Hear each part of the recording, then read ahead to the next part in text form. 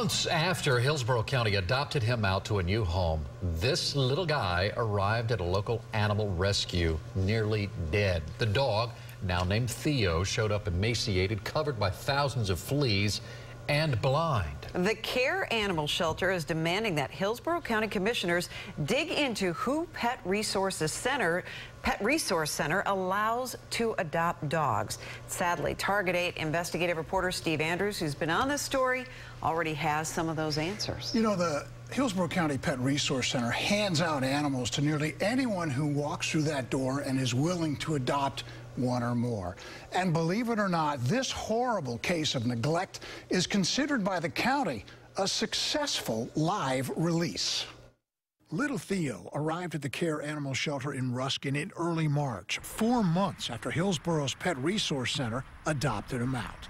Covered by thousands of fleas, he suffered severe flea anemia. It literally sucks their blood dry. He basically had no blood left in him. Shelter President Michelle Rodenhammer says an eye condition treatable with drops was neglected and escalated into corneal ulcers and scarring. The dog could not shut his eyes when he came into the shelter. Blind, emaciated, Theo couldn't even walk. Our kennel manager brought him home that night and expected him to pass away that night. Outraged, Michelle fired an email to county commissioners pointing out in October, PRC required Theo's new owner to get him to a vet within 72 hours. We learned from talking to Pet Resource Center that that did not occur, so they offered an extension. PRC customer service never followed up. I think it's a pretty big fail. They're just letting them out the door with anyone. Rescue Me Tampa's Tamar Berry, as well as others, contend the PRC's adoption process under Director Scott Trevatoski is broken. We need a new director. There's no other way to fix it. I think he's doing a pretty poor job.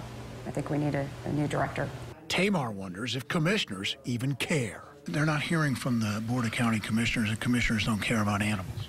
Oh my gosh, no. Our commission has had more pet items on the agenda than I can ever imagine. Michelle's email reminds commissioners 4 of them are up for re-election this year. He's still a very sick boy. After a month of care, 24/7, Theo's prognosis remains guarded. So far, due to PRC's lack of screening adopters, Michelle points out Theo still requires care 24/7, and her shelter is incurring the costs.